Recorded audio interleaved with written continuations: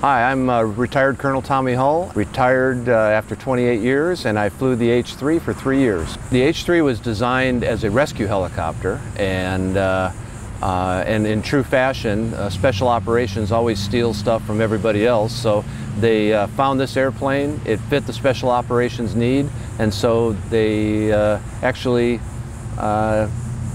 took a whole squadron of these airplanes and brought them here to Hurlburt Field back in the late 70s. This is a great airplane to fly, but the exception is it's very underpowered.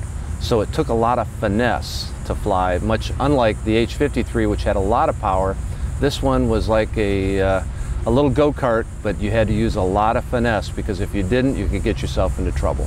Well, as you can see, it really doesn't have anything that's built into it. So what they would do for the rescue mission is you could put and mount a machine gun in the right door or in the left window. And so basically, if they ran into a challenge, you had a machine gun, and usually had two different types. They had a 7.62 and a minigun, and which was purely a defensive kind of weapon. If the airplane got itself into a hover or was going in or out of a landing zone, was taking on fire, it could return fire, usually just to get the heck out of there. Again, when because the way the airplane was designed, it has a ramp, and which makes it very easy to load outsized things, to include people, in and out of the ramp.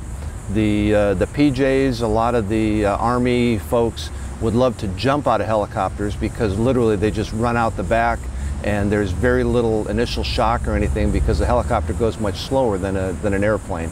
Although we always used to kid the PJs by saying, we'll let you jump out of the helicopter, but if you do that, we're going to race you to the ground. And if you kick this out of trim, you can actually fall just as fast as a guy parachuting. One thing about the H-3 that made it the most unique helicopter is if you take a look at the front and the bottom, it's shaped like the hull of a boat. And this helicopter is capable of landing on water. Landing, shutting down, starting back up, and taking off again. And one of the fun things that we used to do in order to prevent corrosion and not actually take it out into the Gulf or the Sound is we would land and do our practice landings, takeoffs, running landings on freshwater. Well, the only freshwater around here is over at the Hurlburt Golf Course.